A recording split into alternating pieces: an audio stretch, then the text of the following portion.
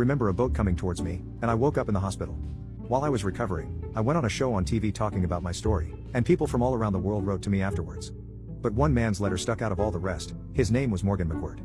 He was on the bridge that day with his mother. He was next to me when I jumped. He wrote to me, "Kevin, I'm so very glad you're alive. I was standing less than 2 feet away from you when you jumped. It's haunted me until right now watching the show, because no one would ever tell me whether you lived or died."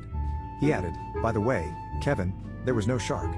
But there was a sea lion. And the people above believed it to be keeping you afloat until the Coast Guard boat arrived behind you."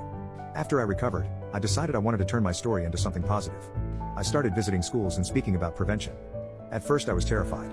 I had never spoken in public before. But I pushed through the fear. I knew I had an important message to share. My first speech was at my former high school. I walked onto the stage and looked out at the crowd of students staring back at me. My hands were shaking and my mouth went dry.